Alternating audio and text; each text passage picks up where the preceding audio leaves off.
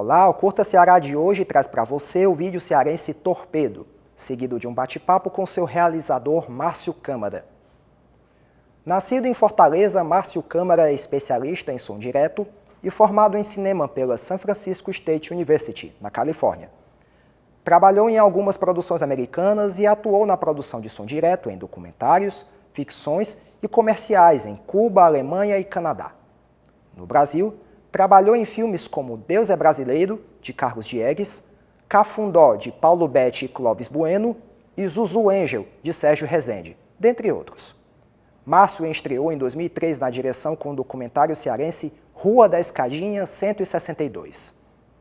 Fique agora com o curta-metragem Torpedo, de 2009, dirigido por Márcio Câmara, que conversará com a aluna Isabel Maiara no segundo bloco. Não saia daí.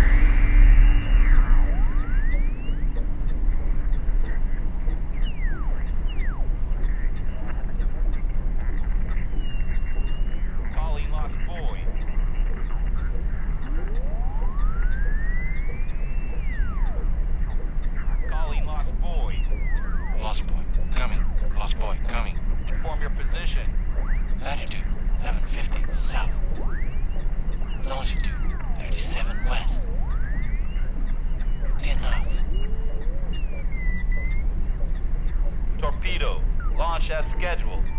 Time for impact.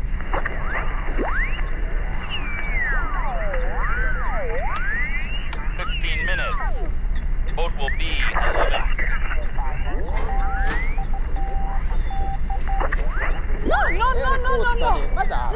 Non, ce n'est pas possible. O que o senhor está me propondo é indecoroso, insulto.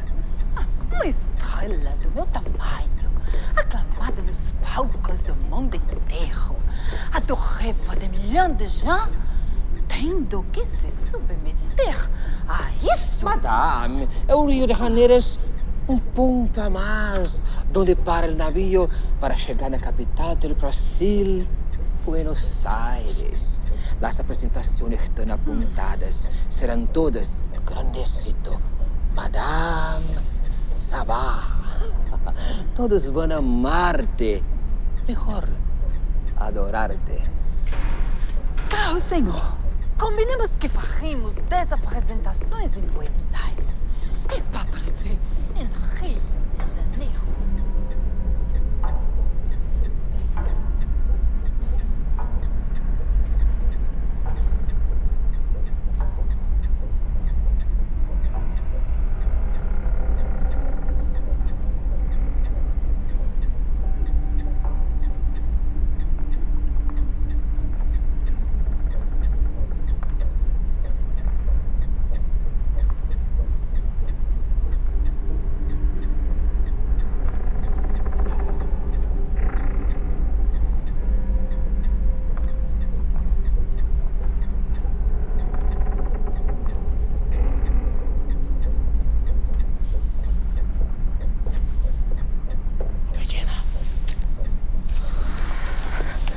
Nicanor, você quase me matou de susto. Albertina, meu amor, me desculpe. Eu tenho tantas saudades de você. Não passo só um segundo sem sentir a sua falta. Eu também, meu querido. Mas o que vamos fazer quando chegarmos ao Brasil? Esse casamento arranjado. Minha família inteira esperando pra conhecer meu marido. Não fica assim. Não fica assim. Somos apaixonados um pelo outro e isso basta, não é? Posso não ter chegado a tempo de impedir o seu casamento com aquele aristocrata inglês, mas vou dar um jeito nisso. Baixo, Nicanor. Alguém pode escutar. Albertina, eu tenho um plano. Um plano que vai tirar todas as pessoas que estão no nosso caminho. Você não vai ter que se preocupar em passar mais nenhum dia da sua vida ao lado desse burguês.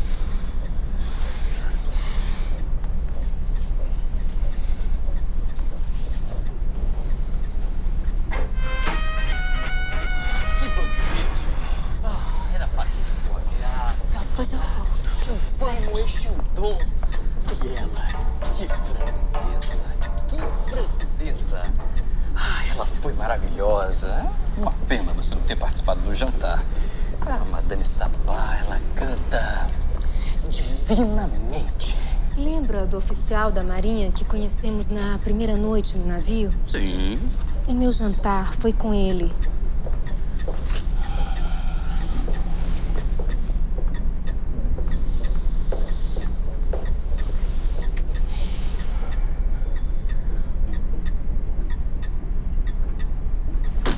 Que isso, Mônaco? Precisava me dar um beijo desses? Mas a nossa missão, nós somos casados. E pelo que me consta, casais se beijam de vez em quando. Se isso fosse na Alemanha, você seria fuzilado, agente Ribeiro. Mas nós não estamos na Alemanha, Mônaco. Tudo bem. O que é que você descobriu? Uma variedade enorme de pessoas. Europeus de diversas partes, americanos, muitos judeus fugindo, brasileiros em férias. Quanta incompetência, agente Ribeiro. Por quê? Você nunca devia ter saído do escritório da central de inteligência que te treinou. O mais importante, você não descobriu.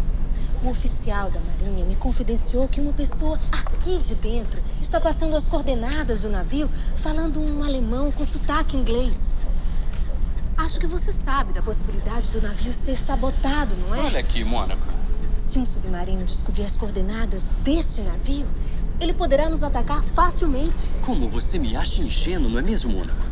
E esse oficialzinho que vocês jantaram juntos, você confia nele? Olha aqui, eu também tenho os meus informantes.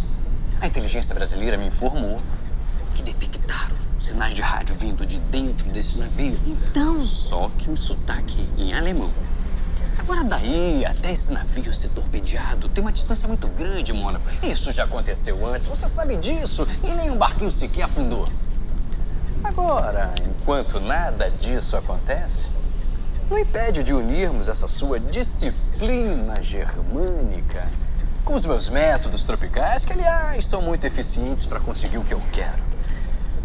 A propósito, Mônaco, não gostaria de mais uma demonstração? Tu não tenta. Opa. Ok, querida, eu vou tentar mais tarde. Boa noite, cavaleiro.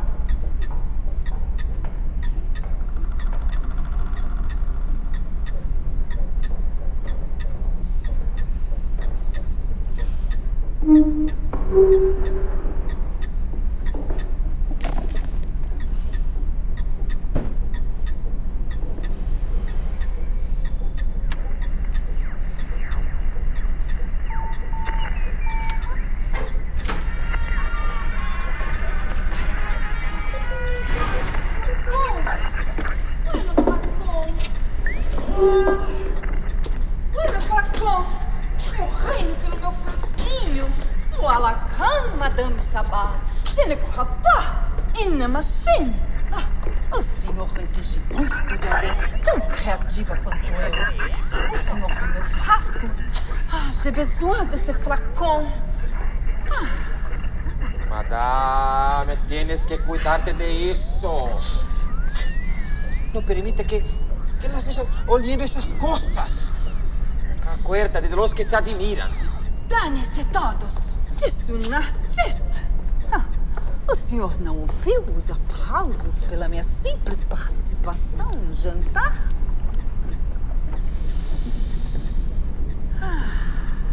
Eu sou um ser muito especial. Algo que o senhor nunca vai ser e que vou não compreender jamais.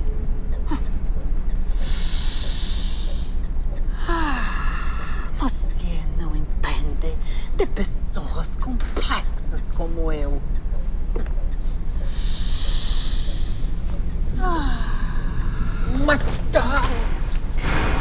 Desde criancinha com essa mania de mentir?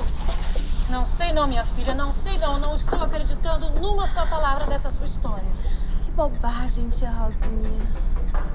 Albertina, você anda muito estranha ultimamente.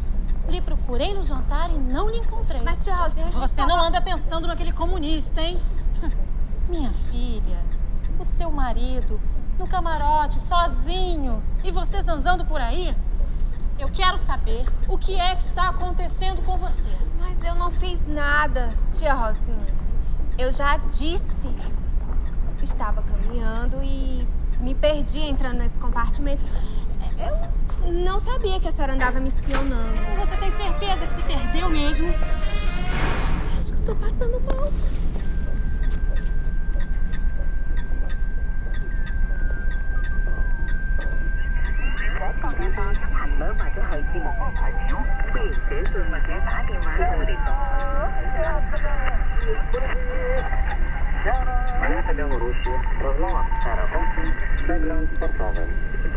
Alô?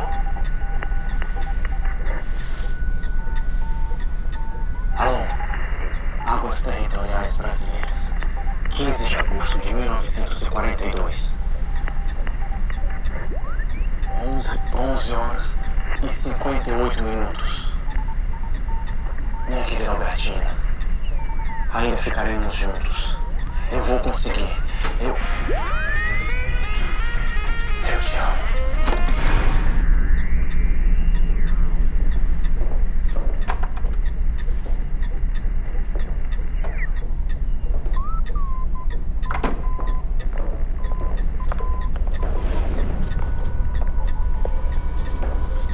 Não gostei nada daquele sujeito. Estranho. Ele estava nervoso, tenso. Pelo menos nisso você tem razão.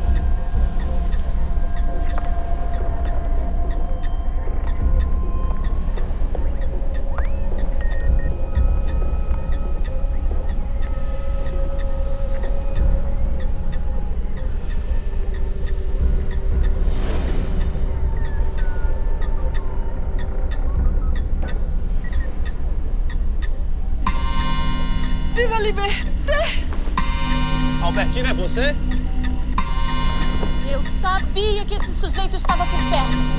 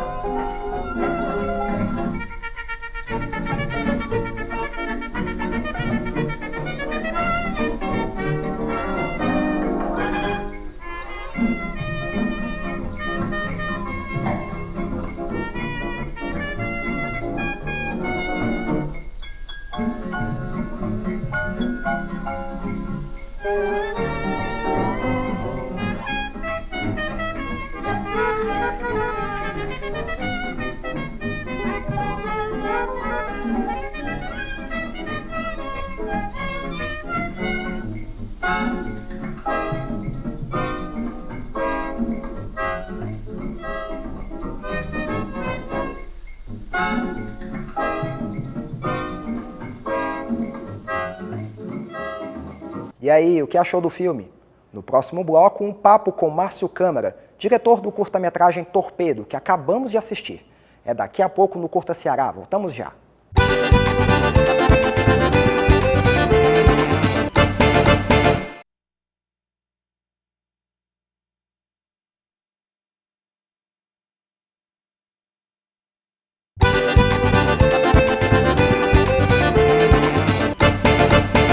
O realizador Márcio Câmara é nosso convidado de hoje no Curta Ceará e conversa agora com a aluna Isabel Maiara, do curso de Comunicação Social da Unifor. Conta pra gente primeiro como foi teu envolvimento no audiovisual. Bom, na realidade, mais ou menos na década de 80, eu gostava muito de fotografar, tinha interesse em estudar cinema, mas aqui as opções dentro da cidade eram muito pequenas, muito limitadas, e eu já tinha uma ideia de sair daqui do Brasil, queria viajar, e acabei indo com 2 amigos para os Estados Unidos, e lá eu acabei ficando por uma circunstância e outra, acabei morando lá durante mais de 15 anos, e lá que eu comecei realmente a estudar e a trabalhar com cinema. Foi lá que você captou todas as suas referências para hoje, para os trabalhos de hoje? Na realidade eu acabei, em uma certa altura da minha vida, eu acabei fazendo muito essa troca do Brasil e dos Estados Unidos, né? Na minha cabeça eu sempre tinha interesse em voltar para o Brasil, assim, mas lógico, com uma formação diferenciada, especialmente porque eu queria fazer a universidade, eu queria estudar e não existia uma opção aqui, lógico que eu estou colocando isso há mais de 20 anos atrás, né? Então eu queria fazer algo o qual eu fosse relacionado com audiovisual, fosse relacionado com cinema, e também abranger em uma área técnica a qual eu escolhi, que foi a área de som. E como foi estudar lá na Califórnia? Como foi essa experiência? Foi muito rica. Eu tinha, assim, a ideia do audiovisual mundial, né, tem sua base, tem parte da sua história contada através do nascimento daquela indústria que existe lá em Los Angeles. Então, viver aquilo, desmitificar, principalmente essa coisa que eu muito cedo tirei essa coisa do mito, do que era trabalhar com cinema. Eu acho que existe um mito muito grande, até interessante para os alunos, que acham que isso é tem uma coisa de glamour, tem uma coisa de uma aura muito diferenciada, que na realidade às vezes você está, e o que é interessante dentro daquele esquema de produção, que você é um trabalhador do audiovisual, o qual você pode estar fazendo uma coisa super criativa ou você pode estar apenas trabalhando no seu dia a dia. E nisso foi muito importante para entender, eu acho que a hierarquia, o sistema de organização que existe dentro do cinema americano, e isso aí me pautou muito, me deixou muito... fiquei com isso guardado comigo para utilizar nas minhas próprias produções como realizador. Fazendo um paralelo assim entre o seu estudo lá na Califórnia, sua vivência lá, e voltando para o Brasil, o que é que você pode dizer para a gente? Aqui eu sou meio missionário, eu sempre acreditei que eu queria voltar porque eu queria utilizar as coisas que eu aprendi aqui no Brasil. Lógico, lá eu seria mais um trabalhador, normal, estaria fazendo filmes. Mas eu acho que ia acontecer uma coisa muito interessante, porque quando eu volto para o Brasil, existe a dita retomada do cinema brasileiro, começo dos anos 90. Eu comecei a voltar gradualmente e acabei voltando para o Ceará, voltando para Fortaleza. E essa experiência de ter essa visão também do Brasil, o que é que isso representou e como é que eu poderia me encaixar, isso também foi muito importante. E também de uma maneira assim funcional minha, de estar aqui no Brasil, voltar para Fortaleza, voltar para o Nordeste, também foi muito tática, foi muito importante. porque estando aqui, não estando no Rio e São Paulo, que é o mais normal, eu pude fazer a minha carreira a partir diferença, né? fazer uma diferença a partir de coisas a qual eu me inseri não só no Ceará, me inseri também no Nordeste inteiro, no Norte inteiro, no Centro-Oeste inteiro, no Brasil inteiro. E eu acho que dentro das relações de trabalho, eu acabei fazendo muitos filmes, mesmo morando no Ceará, muitos filmes nacionais e fora de qualquer lugar do Brasil. E falando no Torpedo, que a gente acabou de assistir, conta pra gente como foi a concepção do roteiro, como você pensou. O Torpedo é uma brincadeira, né? Assim, a brincadeira não no sentido só simplório, né? Eu tinha uma ideia desse roteiro desde muito tempo. São vários como se fossem clipes de histórias que eu li, né, e situações de filmes que eu vivi. Então eu incorporei para uma situação a qual eu queria falar. E, assim, a intenção primeiro muito importante em relação ao filme, e aí eu não criticando aquelas pessoas que têm essa temática como uma veia importante, eu gostaria de fazer, até na justificativa que eu fiz para o edital, o qual eu ganhei aqui, o prêmio com o roteiro, era que eu queria fazer um filme que não falasse sobre cangaceiro, como jangadeiro, como uma rendeira, nada contra, é só porque a gente às vezes se apega a essa coisa do regional, a qual os temas são muito repetitivos. E não cria visibilidade, e aí eu propus um filme que fosse um filme brasileiro, que não tivesse a temporalidade, uma coisa singular em um local. Lógico que com isso eu trouxe uma responsabilidade muito grande e trouxe uma ideia a qual se faz muito pouco aqui, é o cinema de época, né? Eu trouxe uma possibilidade, eu queria fazer um filme o qual eu falasse da história do Brasil, que era um fato histórico que estava acontecendo, mas que eu tratasse disso de uma maneira menos eu diria, enfática, menos séria, eu diria. Por isso que eu falei em termos de brincadeira. Eu queria compor uma ideia séria em termos ao redor de coisas, coisas de redor de situações meio mundanas, assim. E vários encontros dentro de um compartimento do navio. Trazendo a temática da época, né? Trazendo a temática da época, e eu acho que nisso a gente foi muito feliz, porque com o prêmio não é muito dinheiro. Se você vê o valor de produção que está no filme, você nunca diria que ali tem R$70 mil, com o valor da construção do cenário, com o figurino, com o tratamento do filme. Tudo isso foi muito bem cuidado, e para mim o desafio muito grande era esse.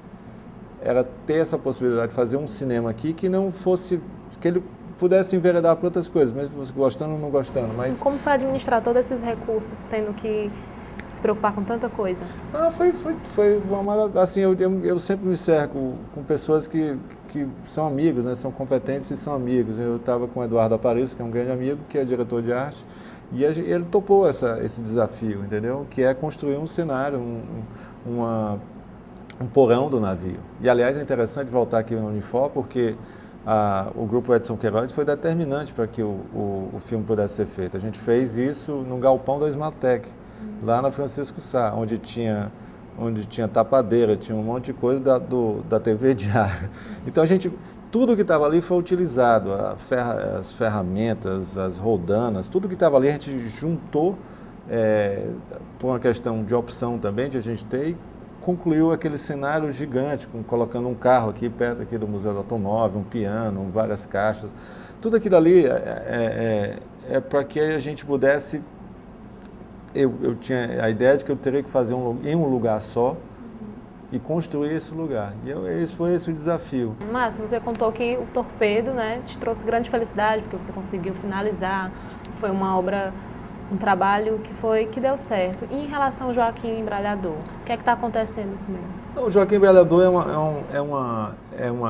quer dizer, eu estou para finalizá-lo, né? É um próximo trabalho, o qual está me levando um tempo a mais do que eu, na realidade, gostaria que tivesse levado. Porque houve um impasse em relação... O filme, na realidade, é um teleconto, que que eu acho que a importância grande em relação a isso é que é a primeira obra de Juarez Barroso, que é um grandíssimo escritor, muito pouco conhecido. Aliás, é o nome da avenida aqui, que a gente nem sabe quem é, mas é um dos maiores escritores brasileiros. Já morreu muito precocemente, escreveu pouco, mas escreveu assim de uma maneira muito densa. E ele escreve de uma maneira rodriguiana, mas muito própria. E tentar traduzir isso com o conto do Joaquim Embralhador, que é o conto dele, foi uma aventura muito bonita, ficou um material ótimo, com atores muito bons, uma equipe muito boa. E o lado complicado disso foi que tive que lidar, e estou lidando até hoje, com um impasse que a própria Secretaria de Cultura não aceitou a prestação de contas que a gente apresentou, e daí houve uma série de decorrências de erros, de falta de cuidado, de burocracia, muita falta de bom senso, a qual hoje em dia o projeto está no Tribunal de Contas do Estado para ser julgado, a qual